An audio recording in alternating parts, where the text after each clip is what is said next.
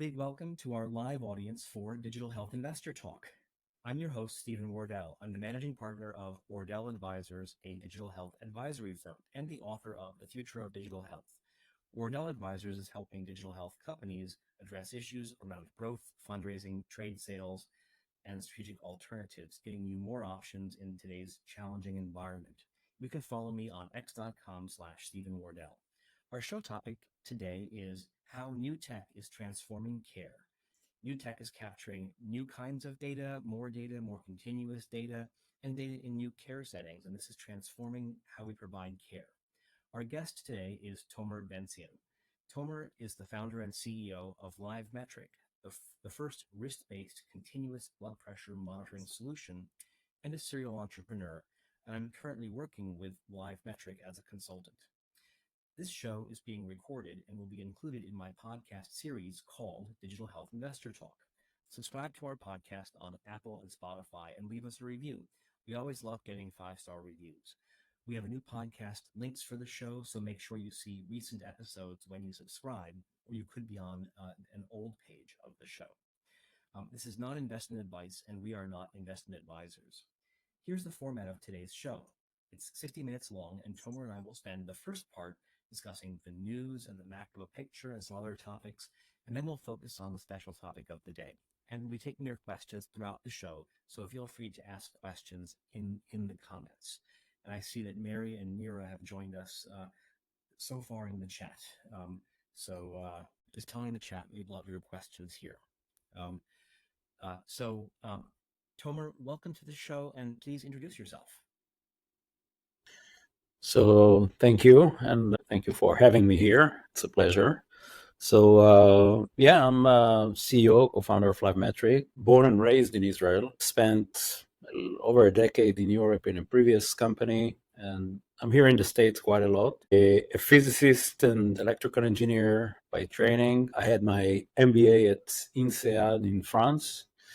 I started my career as a design engineer, or actually an officer in the elite technology unit of the Israeli Intelligence Corps, which incidentally this weekend came out in a piece in the Wall Street Journal. I think it was on Friday, with a bold story that Silicon Valley's hot talent pipeline is actually coming from this Israeli army unit. Interesting piece.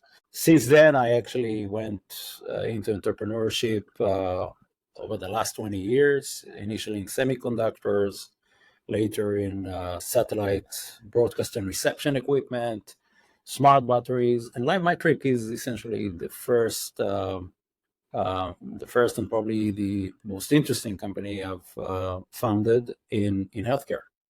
So great to be here. Great, thank you. So moving on to our first topic is macro news. And this is where we talk about stock market index levels, inflation, interest rates, jobs, unemployment. And I also welcome people from our audience to jump in with any questions or call our attention to news stories. Here, I think there's a couple of stories of the moment. The first is that we've seen the stock market pull in. The S&P yesterday had its worst day in months, and people are calling these indications of a recession. Actually, economists were predicting a recession for over a year, and we were thinking that we either had a soft landing or had dodged a recession, and that could be because of government management. So governments like to try to manage. They're usually not very successful at managing, but governments manage the economy through fiscal spending and monetary policy. And people were thinking, well, we've either missed a recession, or we've postponed a recession, or we're having a soft landing of a recession because the government fiscal spending is up and the monetary management is very active. But there's still in the back of people's minds concerns we'll have a recession. The silver lining of a recession is that recessions tend to be how you deal with inflation, among other things. A recession can tame inflation. Everyone's very concerned about inflation. We want to get inflation down. From the perspective of young startups, recessions are mostly bad. They're bad because for all the reasons you'd think, including that product buyers feel poor and don't want to buy your product as a startup. But there's a couple upsides to recessions. The first is that talent becomes more accessible in the innovation economy, um, and also uh, the and also the clutter of the marketplace tends to die down, and companies with real value tend to be able to sell even in recessions without having an enormous amount of other competition from innovators. But in general, and so it's not clear we're going into a recession. But the S&P was down because of fears over we're going to see that much postponed recession maybe in the fall. So that's probably the top story in markets today. Tomer, any thoughts on I don't know how closely you follow the U.S. economy as opposed to Israel's economy, but any thoughts on what we're seeing in markets today? So I think any entrepreneur in Israel and elsewhere follows the American economy as probably the number one guideline that affect your business. I think in a lot of discussions that we have with investors, we see discussions around inflations coming back and forth. We know that there is a lot of macroeconomic and political circumstances, including the upcoming election, that tend to cast certain uncertainty on the market. And frankly, at the same time, from the very modest position that I feel the market as an entrepreneur, we feel that a lot of money is sitting on the side, waiting to get some confirmation from the broader market. But this capital will be invested at the end and will trigger a healthier economic cycle once some of the doubts will be taken away from the market. So from that perspective, I'm pretty bullish and positive on things to turn to the positive and that the recession will not occur. Great, thank you. And then, all eyes are looking at the Fed, and the Fed's next meeting we haven't had a meeting for a month. The next meeting is going to be September 18th to 19th. And the position of the Fed has kind of evolved. So the Fed initially was very concerned about inflation and raised rates very rapidly. In fact, raised rates faster than ever before in its history, up to about 5.25% for the federal funds rate, which is the risk-free rate. And this really spooked investors. Investors said there's too much risk here. That we're having unexpected Fed, uncontrolled inflation, unexpected Fed rate rises. And that was the story of 2.25 years ago or so. And then the Fed began becoming very predictable and finally stopped raising rates. And so the investors became a little more comfortable with that. And with a more predictable Fed and with inflation seemingly under control, we saw investors getting a little more comfortable, a little more interested in investing, especially in the last 6 months. And now all the talk is about the Fed cutting rates. Has inflation been tamed? Will the Fed cut rates? And I think that people are wondering, basically, will we see one Fed rate cut before the election in November or after the election in November? Possibly instead of a 25 basis point rate cut, could be a 50 basis point rate cut, could be more than one. So I think that market hopes are high. Tomer, like you, I think that this pull into the S&P is not a sign of a major collapse in value of the S&P. I think markets are excited that the Fed is going to cut rates and are looking forward to that. And so I think we'll see a recovery from this. Last I checked, the market was down again today as well. But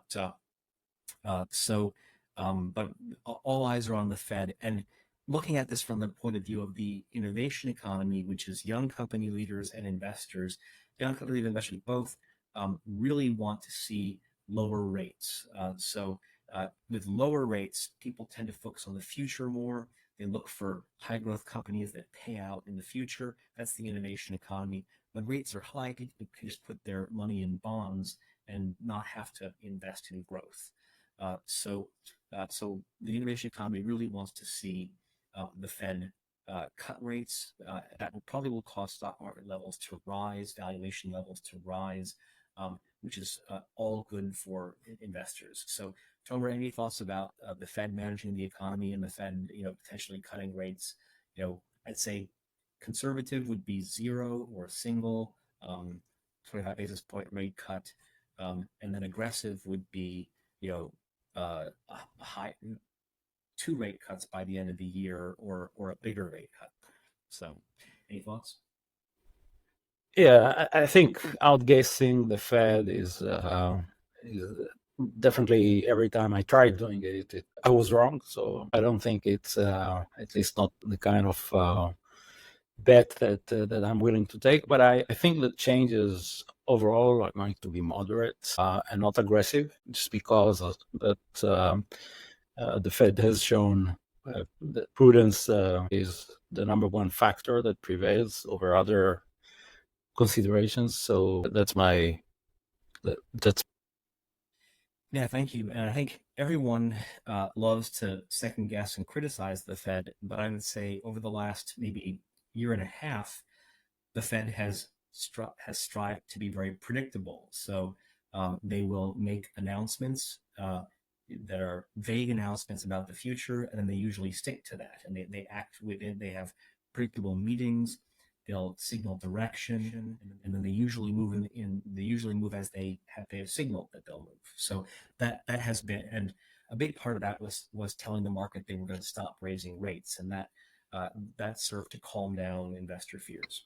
Um, so next is industry reports. So it's been a slow time for reports because people in general have been, pretty sleepy during the last 2 weeks of August. And I didn't see any reports that I wanted to bring to our audience. And for our audience, by the way, if you saw any reports in the last couple of weeks with findings, feel free to throw it in the chat, and I'll bring it up during the show. But Tomer, did you see any reports that you wanted to bring and findings you wanted to bring to our audience? Yeah, I think one report that we came across that went online on August 28th, so last week, was Spark Associates consumer wearable study. Essentially, what they said is that nearly 50% of U.S. Internet households, they term those as internet households, only use a wearable. And essentially, they believe that a smartwatch adoption is at the stage of further growth that is coming up with new services like cellular connectivities to user safety monitoring and advanced health coaching. And it probably in a way relates to a topic that we may want to discuss later, but we believe at LiveMetric that wearables are in a way the quiet revolution that would change healthcare in a way that people don't necessarily view, at least in the traditional way that healthcare is being seen. So that's at least the report that spotted our attention. That's really interesting. So when I think of wearables, I think of the activity tracker, which is usually lower cost and doesn't have much of a clock on it. But there's also stylish watches, which people may not think of that as an electronic wearable, but definitely Apple Watch, some other watches have all the functionality of a wearable, maybe connected to your phone. Then I see a growing number of people wearing rings, connected rings. And 5 years ago, I did not think that would catch on, but I think I see it is catching on. The most famous of those is the Aura ring, and they do things like measure heart rate variability, among other things. And then there's also tracking devices. So there's the Apple, what's it called, the Air, or these coin-shaped devices you can put in your wallet with your keys, other things. I recently added that to my items so that I can just grab my phone and find something I think is missing. I wonder if that counts as a wearable or not. It has an unusual wearable feature, which is locating something. But any other wearable form factors or capabilities that you've noticed catching on, Tomer? No, so the big numbers are essentially the smartwatches. Essentially, it's anything that you wear, anything about your body. So I don't think you would air tags as a wearable, because typically people, they might place them on their, in their school bag of their kid just to know where the kid is, but it's not really a wearable. But anything, like an Oura ring or an activity tracker or a smartwatch is a wearable. And I think, interestingly, one piece that came out also, not really, I think it was beginning of July, was a report that came in the Wall Street Journal that stated that essentially physicians are using more and more Apple Watch data in order to take decisions on their patients. And sometimes it's only to know how their general progress of activity was since they've been in their previous visit. And, in the absence of anything more medical grade, you do see, and this is the interesting stuff, you do see consumers adopting these devices and physicians using them. So at the end, nobody is waiting for the big medical device companies or pharmaceuticals or the regulators, the FDA for that matter. There is movement that happens just out of the spotlights of the traditional medical device and healthcare market, that in a way confirms that once a device that can really change healthcare comes out as a wearable, like what LiveMetric purports to accomplish, the market is ready for that. Physicians are ready for that. Patients or users are ready for that. That's great. Thank you. So now moving on to the news and trade journal news and business news. And someone from the audience has just said, "Can I speak up louder?" So I'll speak up louder. And so I apparently have a microphone problem. I haven't had that before on my laptop, but I seem to have that now. I'll see what I can do about that. But thank you, Patricia, for mentioning that. So with trade journal news, we usually start this with the biggest story in healthcare right now. So I looked back over the last 2 weeks. I didn't really see a big story in healthcare that I wanted to call attention to the audience. By the way, for our audience, now's a good time for you to throw a big story that you think is the biggest story of the week or the last 2 weeks in the chat. But I think I'll pick a story of the last, call it, year, which is GLP-1s. So my friends are telling jokes, which is that every single healthcare story that you see in the news has a GLP-1 angle and maybe being driven by GLP-1s. GLP-1s potentially, they really have a power to address many things. The biggest would be diabetes, secondarily obesity. These in turn drive many other things. They might even be able to address things like alcohol addiction or opiate addiction. I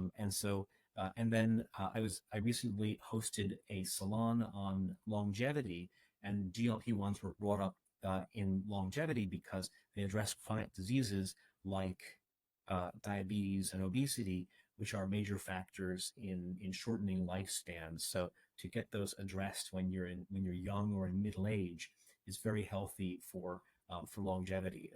But Tomer, any thoughts on any reaction to that, or your thoughts on the biggest healthcare story right now? Specifically on GLP-1 or more generally?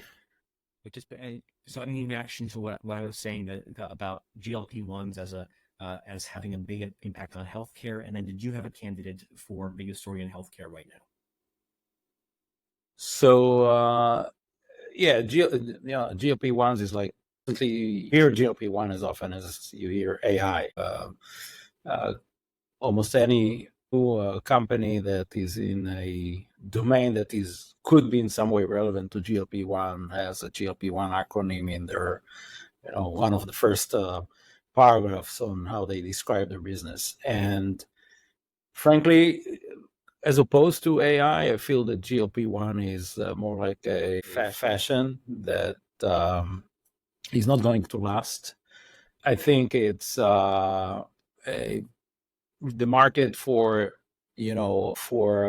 at least for diets and people trying to lose weight, is vast. So we know that it's a driver, it's an economic driver to actually play around GLP-1s in any way you can.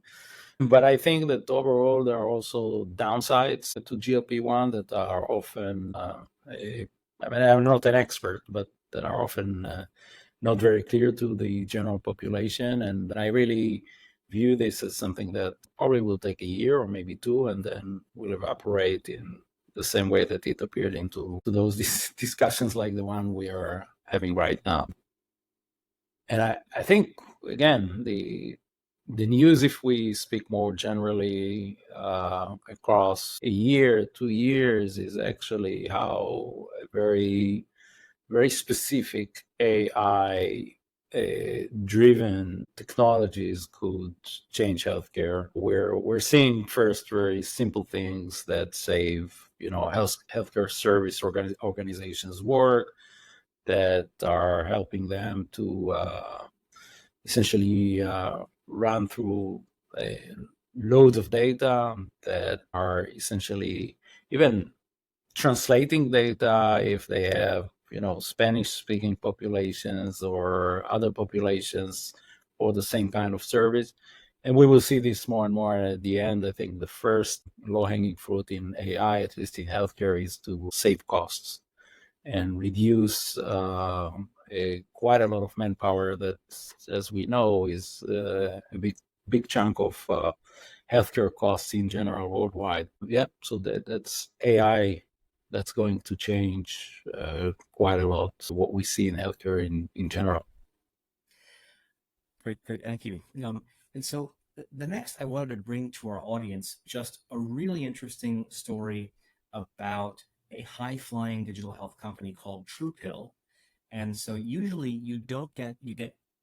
we, the public, get to read press releases. We don't get to see the inside story of a valuation of prominent companies. But in this case, a tech CEO named Rohit Mittal, Mittal, who's on X Twitter, he did an analysis of this and claims to have spoken with parties and gotten some of the inside story on this private company, which was acquired recently. So the big news story was that TruePill, which is a digital pharmacy prescription fulfillment and delivery company, founded in 2016, so 8 years old, and it became a unicorn. It was backed by the most prestigious funds, and it was just acquired by Let's Get Checked for $525 million. And over time, over 8 years, it raised $270 million. And so the founders clearly took a path here of raise a lot of money from top VCs to spend a lot and get big fast. And the company on acquisition had $64 million in revenue and had a $15 million loss. And probably, I'm just assuming here, was never profitable in 8 years. And in its 8th year, had a $15 million loss. And so this sounds like a success story all around, raising $270 million, selling for $525 million. Not a 10x return here, but a 2x return. And what often happens with a very successful company in a good environment is that the early investors would have made a high return. Later investors would have made a better return than bonds, but not necessarily a great return on a deal like this. But then you peel back the layer on this, and it turns out that the numbers look very different, in part because this company is loss-making, never became cash flow positive, and therefore it may have had to not been able to raise the next round, had to sell sort of in distress. And so Rohit Mittal, in his X account, sort of peels back the layer a bit, and he suggests the company probably was running out of money, and the acquisition was $25 million in cash. So this might go to pay for losses and retention bonuses for staff. The CEOs had left the company a little while ago while it was in apparent distress. Then $300 million in stock of the acquiring company, and then $200 million in an earnout that the company gets paid by the acquirer if it meets certain milestones. And together that's $525 million. And so this is clearly not a big payday for those investors. But then what we also learned from our source, Rohit Mittal here, is that in this deal, which looks like a step up, well, it was a step down from a $1.6 billion valuation at the height of the boom to a $525 million acquisition price today.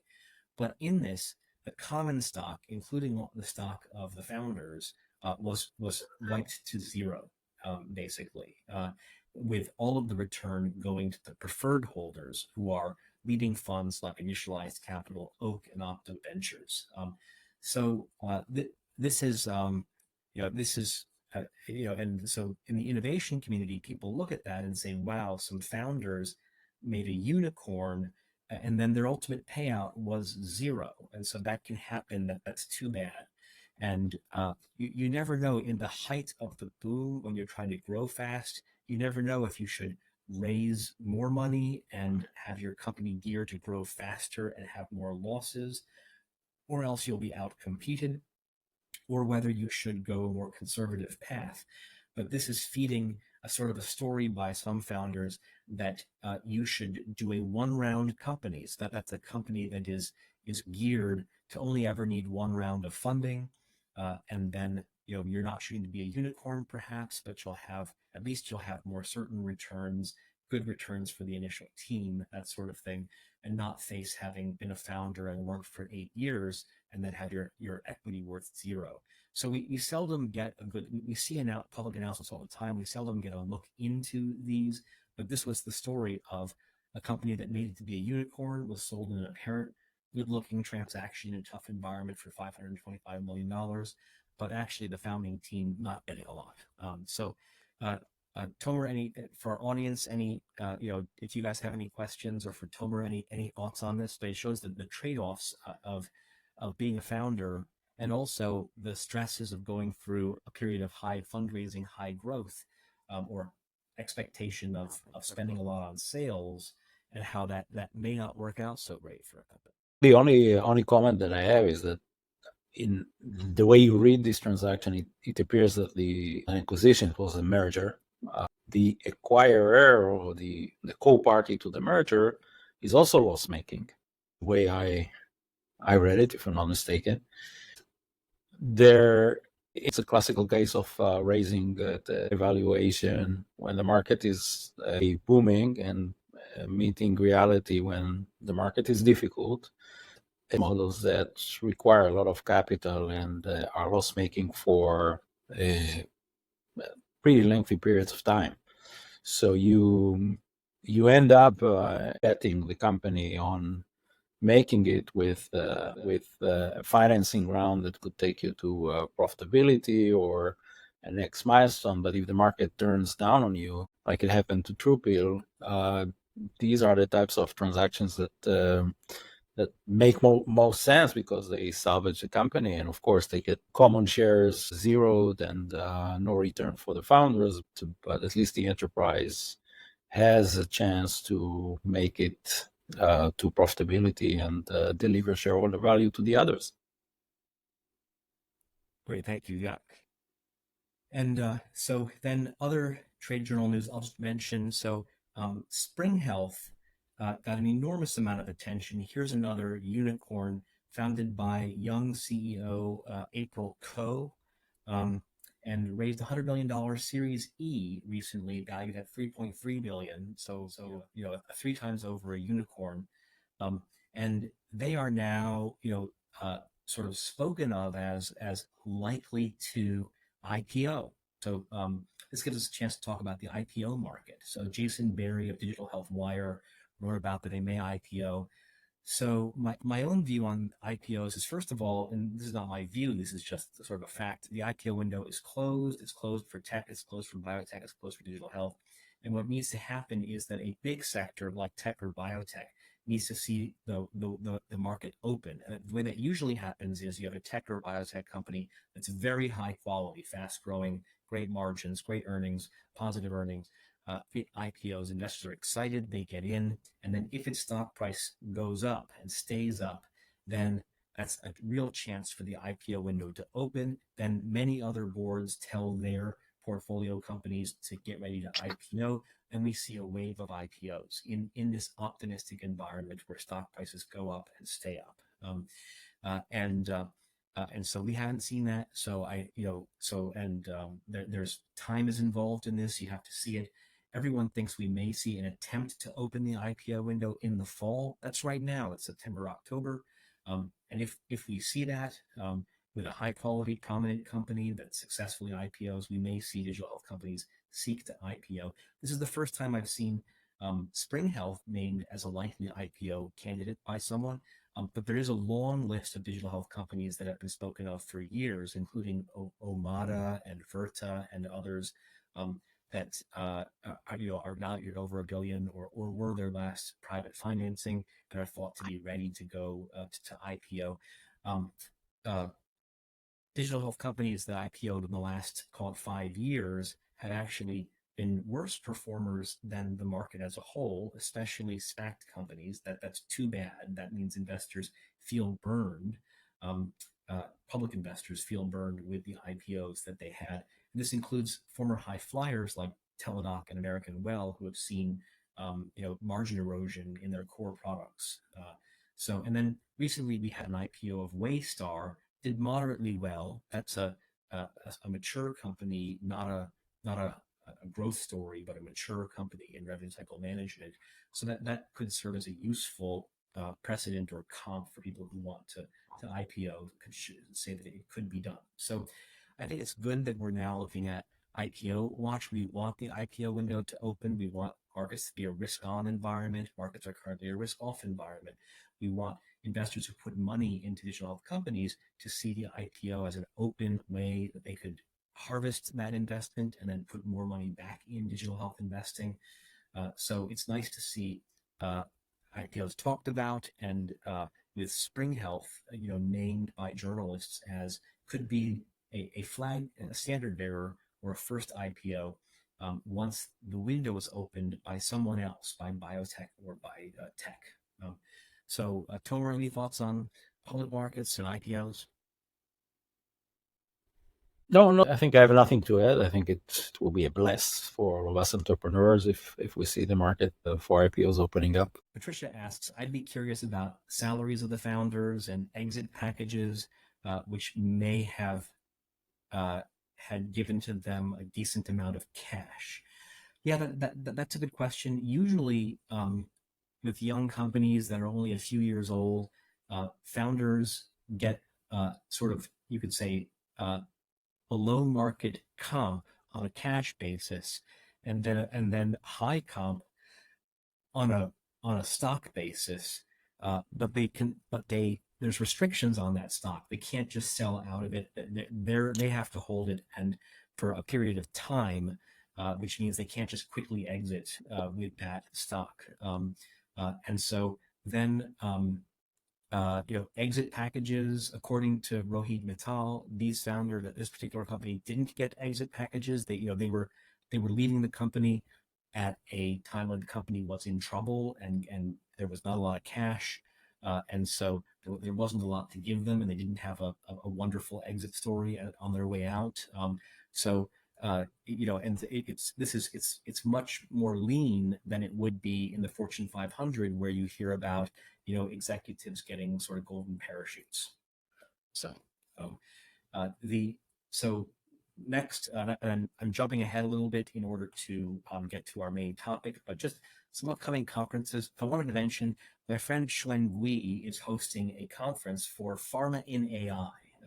It's called Gen AI for Pharma in New York City, and it's showcasing applications of generative AI and LLM-based technologies across the entire biopharma value chain.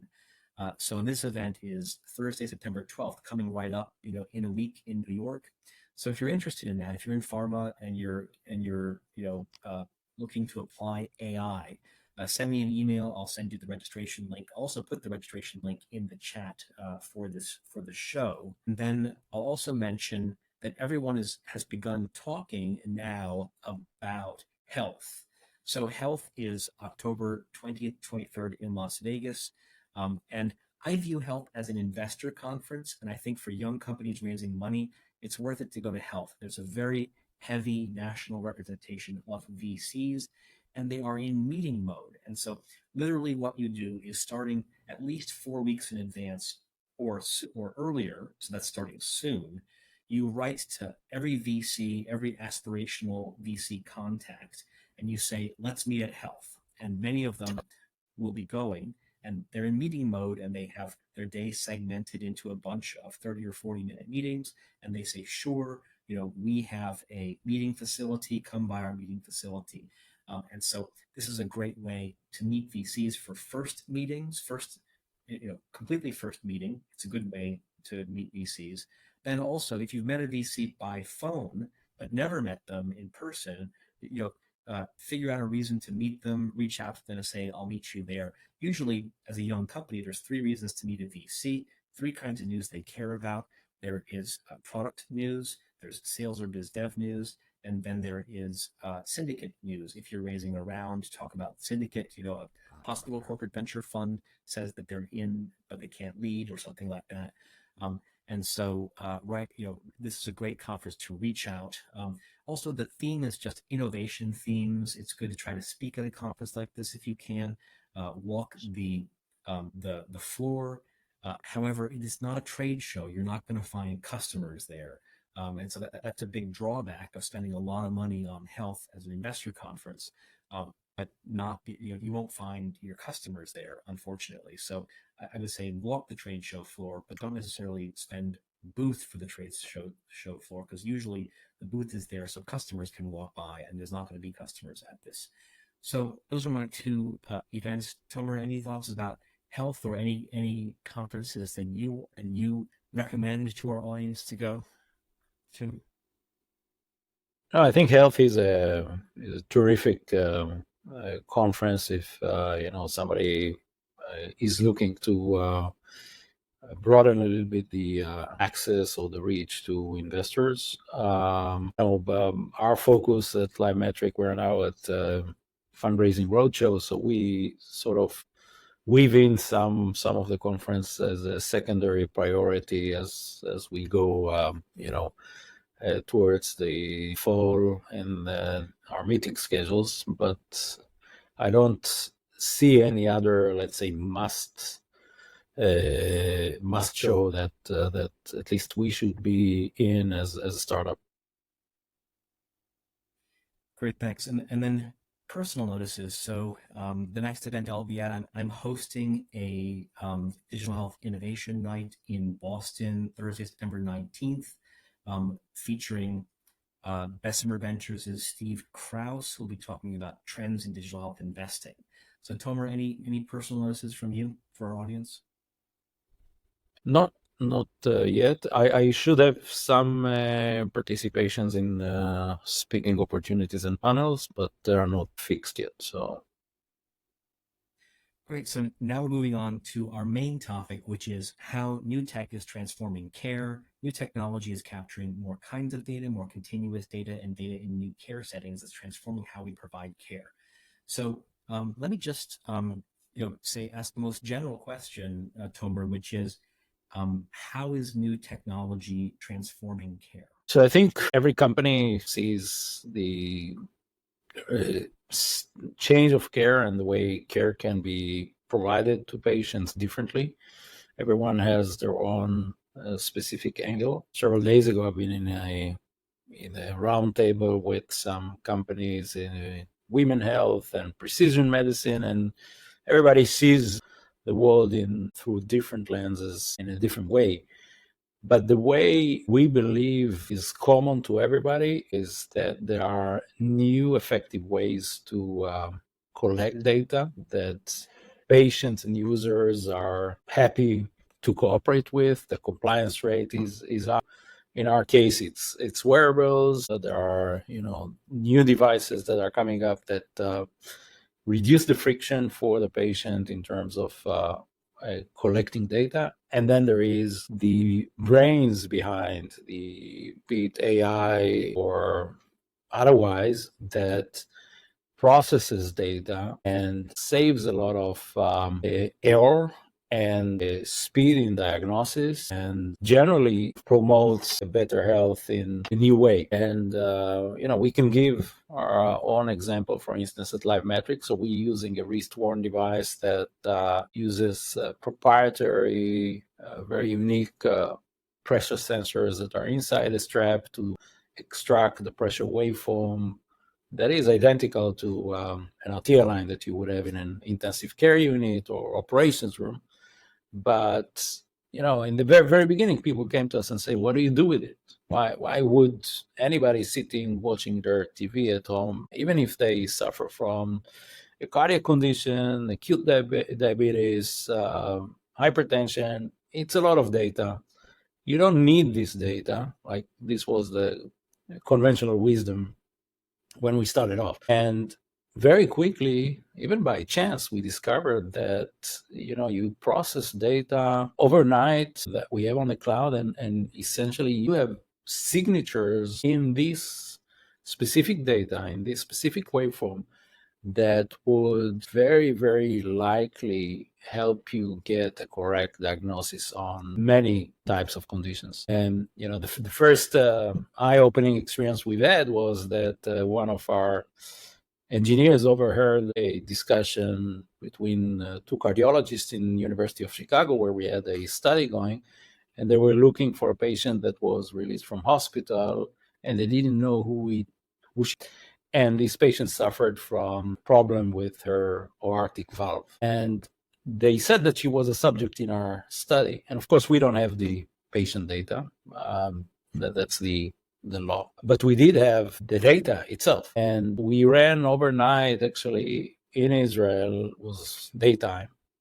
We crunched all the data we had, and we gave them a list of numbers of suspects, subjects that suffer from that specific conditions they were looking for. And it took them less than a day to confirm who she was. And they found 2 additional patients that they didn't know about that suffered from the same condition, just by looking at the signature of a pressure waveform that just happens to carry a signature of certain pathologies. So I think it's a good example, because when you speak generally, it's hard to capture how medicine can change, but you can imagine 5-10 years from now, different wearables for pregnant women, for people post-intervention, for the general public if they are with concierge medicine and they just want to know if they suffer from anything, that would just collect data 24/7, process the data, and provide insights to physicians in a way that the physicians can really effectively look at it and say, yeah, that's the next step where the patient needs to go in order to verify that. And initially, it would be like to help to triage patients, raise alarms, alerts, signals, not necessarily to give a 100% diagnosis. No diagnosis is 100%, but you would use these wearables to get a lot of insight that today is simply not there. That's very interesting.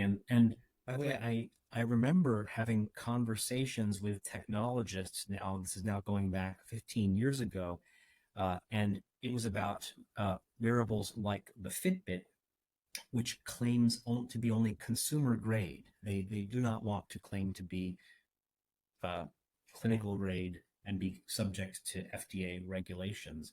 But they were saying, we with a consumer grade device, we are capturing real events in people, but then and so we can know that they had an arrhythmia. We could even get more specific than that for someone, but we're a consumer device, and so they came up with this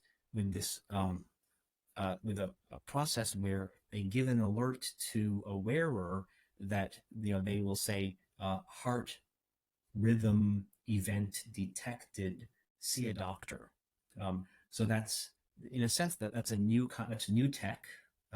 Wearables, when they were first introducing heart rhythm variation monitors using infrared light, and a new kind of data and consumer grade heart rhythm variation data, and a new kind of care. They can't diagnose you. They can't be a substitute for a professional grade equipment, but they can tell you to see your doctor. So your doctor will give you a different thing. So I think that's a very interesting example. And since then, the number of sensors has only increased. The cost of technology has only gone down, and the healthcare system is shifting into a way that is more accepting of this. So the old healthcare system was fee for service, and it was a very modernist and hierarchical system that wants you to drive into a clinic, park, pay for parking, sit in the waiting room, then go to an exam room, then meet with a qualified professional, have a visit, leave, and then only then does the professional get to bill for what they did in that meeting. But today, the system is much more accepting of new technology with new data in new care settings, and there's ways like the remote patient monitoring codes to pay for data that is taken in a different setting, in a home setting, for example. And the system is also shifting toward value-based care, which cares even less about visiting a doctor in a doctor's office, nor the doctor can charge for that, and is more focused on providing care in the settings where the patient already is at a better cost than before. So value-based care doesn't care about the old formal structures to get paid. It cares about the value that's provided and using new technologies and automation to get there. So very, very interesting. And so what are and so what are some of the new technologies that are out there? So I know your blood pressure monitor device has new ways of sensing pressure, of sensing blood pressure. But can you tell us about some of the new technologies out there that are able to capture more kinds of data?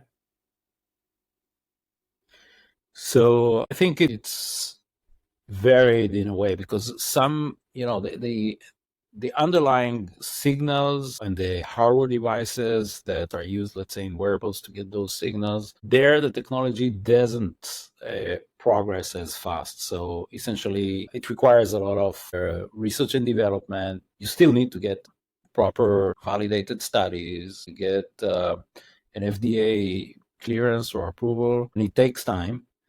But what really changed, and this seen all over, and it relates also to many of the news pieces that we see on wearables, is that the data, whether it's activity data, whether it's heart rate variability data, stuff that is in a way a commodity sensor, they are processed in a way that provides insight. The moment 10 years ago, there was a study that triggered use of activity tracker by payers across the US on the basis of a study that elderly people that are, I think in that study, were 70 and over, if their gait would go in 3 weeks to be 30% smaller. So the stride would be 30% smaller in a period of 3 weeks. It is linked statistically to an adverse event. Typically, they would fall, they would be at a risk to break a hip, or, and the correlation was so compelling that all the big payers in the US started to finance programs that would incentivize elderly people, would give them a discount for every day they wore a device, just in order for them to have an early alert if something happens to them. So I think the side of processing the data and getting some meaningful insights from the data on what can happen to the patient is evolving very fast. At the same time, what we see from our angle, we do blood pressure, but it's a pressure waveform. You have in a pressure waveform the cardiac output, you have the stroke volume. There's a lot of data that when you talk about the biggest group of patients worldwide and in the US is cardiovascular patients, these are the most important metrics that you would require to monitor and see how they progress over time, whether it's post-intervention or if they have an own condition. So one of the things that we've started exploring in a study is to take post-discharge from a cardiac rehab patients and monitor these data streams to assess the likelihood of a readmission. And readmission is, as we all know, is a very costly event for the provider. So the way we do that is essentially we monitor all those particular metrics and compare these data for patients that have at the end ended up back in the hospital and how they didn't change or varied from a baseline. And I must say that the advances there are very, very compelling, and there's no reason why products like these and across different domains would be adopted at scale. It would save a lot of money and will enhance care for patients across the board. That's very interesting. So in a way, we have more devices gathering more data, and they're almost always connected. They're sending their data back to a central repository. And once you have patients with a certain kind of data that have different conditions, maybe you can map this to an electronic medical record that says that a doctor has diagnosed this particular patient with this condition and this other patient with this different condition, and you have this well labeled in your central repository.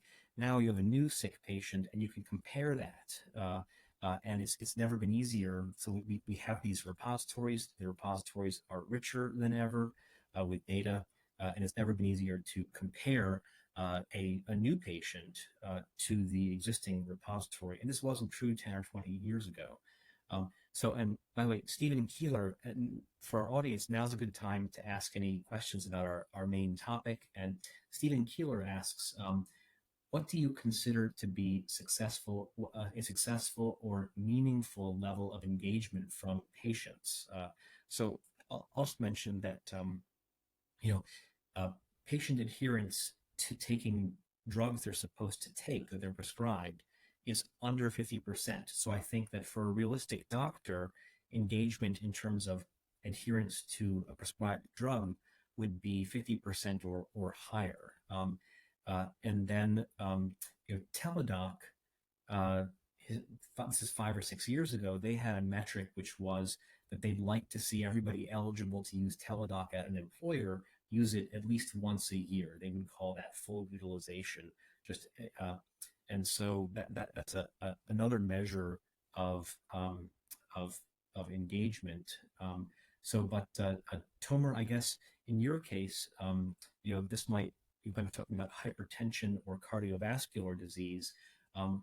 What do you consider to be a successful or meaningful level of engagement from patients?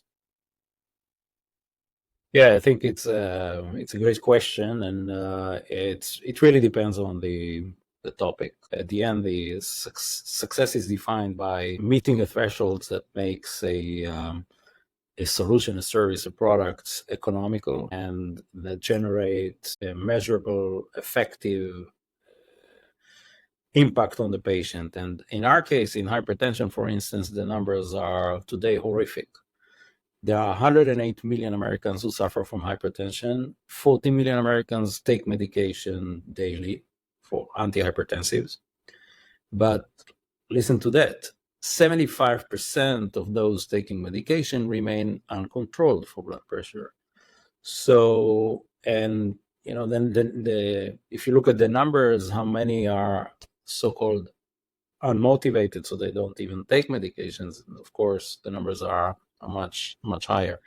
So if you can make an impact and change, even by few percentage points the overall result or the overall make patients, let's say for a specific payer, a group of hypertensives, you 5% or 6% that are uncontrolled for blood pressure become controlled for blood pressure. It translates to a significant economic value. I'll give you an example that is, let's say, very clear. In remote patient monitoring, there is a CPT code that requires 16 days of blood pressure measurements every month. And the device that is currently most used, of course, is the only device that exists at home, is the traditional oscillometric cuff. Typical compliance after 3 months is less than 5%.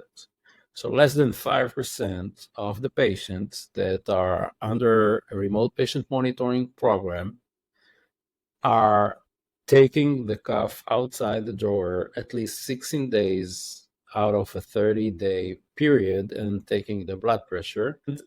As a result, a CPT code of $109 per patient per month is being lost for those that are not complying.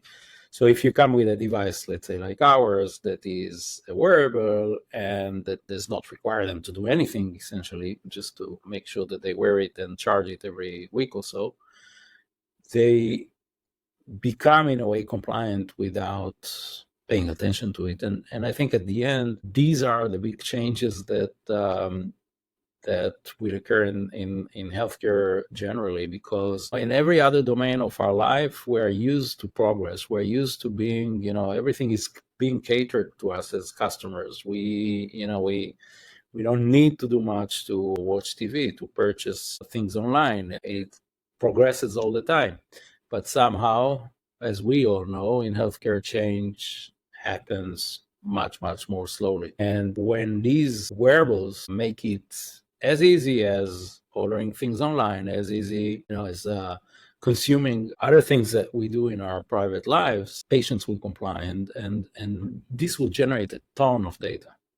So some of it will maybe change CPT codes, some of it will affect the market in a different way, some of it will reveal even things we don't know about medicine in the current state of what we know. Because the thing is that if you ask the American Heart Association, the American Medical Association, in most cases, you don't know which hypertensive patient is not controlled for blood pressure. 12% are what we call a white coat syndrome. We don't know who are those white coat syndrome. White coat syndrome are patients that appear to be hypertensives, but actually they are not. They're just very excited every time they see a white coat of a doctor or a nurse or any healthcare professional. And we started researching that because with our device, we can easily tell who's white coat syndrome, because we just tell them go out with our wearable and sit at the bench outside and, do whatever. And we know if the blood pressure is normal or otherwise. But more interestingly, we also know if they have high variability of blood pressure, which is like in glucose. Actually, it's not the values, it's the changes, rapid changes, that actually make us more sick and deteriorate the condition. So these are new things that actually can be discovered with a product or service like ours. Thank you. Yeah. So, and why don't we'll close on that note. So regarding hypertension and cardiovascular disease, you developed the first wrist-based continuous blood pressure monitor. And so that means things like, if you think about it, we basically never take people's blood pressure when they're asleep, because it would require inflating a cuff on their arm, which might wake them up. And also, we seldom take their blood pressure at home or in casual life. Instead, we take it in a clinician's office, and we don't take continuous blood pressure in general off people. But now this is possible. What have we learned about hypertension and cardiovascular disease, and from this new kind of capability? And can you see us treating it better in the future? You also mentioned that there's a huge difference between wearing a sensor on your wrist and having it passively collect data all the time versus having to go into a drawer, take out a blood pressure monitor and run it at the cuff squeezing on your arm. There's a massive difference there. And so, what have we learned, and how might we treat hypertension and cardiovascular disease differently? Yeah, so it's interesting that you mentioned sleep, because I think sleep today, and there is a broad understanding that it's probably one of the big unknowns about our health, and probably one of the places where we can improve significantly our health. And we discovered this quite astonishingly in several studies. First, there are blood pressure holter devices that are supposed to take typically 60 to 100 data points in a 24-hour period, including when you're asleep. And these are the traditional cuffs, and they're still used, they're still prescribed. There's a small market for that in the US. In countries, in places like the United Kingdom, you are required to prescribe a Holter for every patient before you administer antihypertensive medication. The thing is that you don't really monitor blood pressure when the patient is asleep. You monitor it at night, but most patients are known to be awake when this pumps up on their brachial artery. So you don't see really what is the blood pressure at night. And what we first discovered is that many sleep specialists and sleep apnea and other conditions came to us and wanted our device for studies, because they didn't have any other device that could measure a patient at home, as opposed to a hospital where you can use the A-line, that would not wake up the patient and would really give us portray the blood pressure at night. The circadian patterns, the 24-hour pattern in blood pressure, probably the two most important signals are the blood pressure and glucose, is key. It gives you a host of information. In many cases, because we have a gyro accelerometer in our device, we know if the patient is asleep. And in certain cases, what we see, that there is a confirmed, because this is confirmed in a lot of study, but there's a confirmed statistical relationship between the quality of sleep and general vascular health. So one of the things that one of major contributor to us on the clinical side, who deceased 3 months ago, Professor George Bakris from University of Chicago, he told us, every time he treats a patient for the first time, the first thing he's looking at is sleep. And the thing is that he can never have data. He never had any way to obtain data on these patients. And what we did later on, and we do today in studies, is that this device is essentially being given to patients, not for one period of 24 hours, but for a week, 2 weeks, and we monitor their sleep at the same time. So we have a very good picture on how their blood pressure correlates with their sleep habits. And in many cases, there's this, strong linkage between the two. So you probably, in primary hypertension, you probably need to control blood pressure with medication, but at the same time, the behavioral aspect on managing sleep is almost as important. Great, that's really interesting. And so, and then anything else you wanted to mention about the topic to our audience as we wind down? Any final thoughts? I'll just mention that from a big picture, in theory, the cost of compute is just going down over time. The cost of sensors are just going down over time. The cost of transmitting data and storing data is just going down over time. And this suggests we're going to have a wonderful era of many new sensors that can be affordably, brought into consumer tech and medical tech, and can capture data about people passively because it's worn on the body, can capture people in a home setting, more data, higher quality data. And then we have a healthcare system that's a little more receptive today than in the past to this, because it will pay remote patient monitoring fees, or because in value-based care, it will want the automated home-based version instead of the centralized clinic-based version of a product. But any other thoughts for our audience on the topic of new tech transforming care? I think it's, I will probably just, give this one piece of a perspective that might be helpful for anybody who's an entrepreneur, an engineer, or in marketing of those products. I think that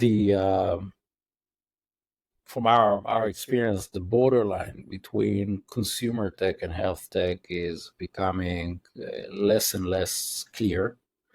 And a company like ours is attracting a lot of interest from big tech, from smartwatch makers, from even companies who do sports watches and that kind of stuff.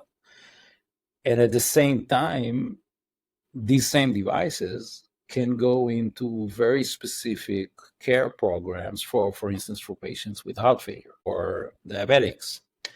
So if you are in that business, you always want to make sure that you exhaust the full potential of a service, a product, and innovation in a way that gives you both worlds, so that in certain cases you could start some commercialization without, let's say, regulatory approvals as a sort of consumer tech in a way that doesn't hurt or diminish your potential in health tech, and vice versa, and enjoy the volume that you may have in consumer tech as opposed to health tech, but at the same time the recognition and the real impact on patients that sometimes make the service and the product more lucrative when it's in a specific care program for certain patients. Great. Well, thank you.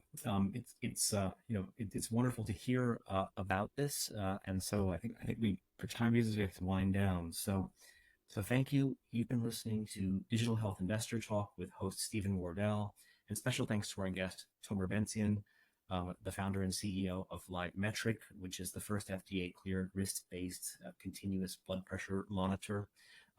We'll be publishing this show as an episode of the Digital Health Investor Talk show. Subscribe on Apple and Spotify and leave us a review. And our next show is coming up Wednesday, September 11th with Lisa Sunin on sort of down rounds in public finance, in venture capital financing of digital health companies. And for our Boston audience, our next gathering is Thursday, September 19th. With Steve Krause at Liberty Hotel. You can sign up on my Eventbrite page. Look forward to seeing you all next time. Thanks for coming, and Tomer, thank you for being on our show. Thank you, Steve. It's been a pleasure.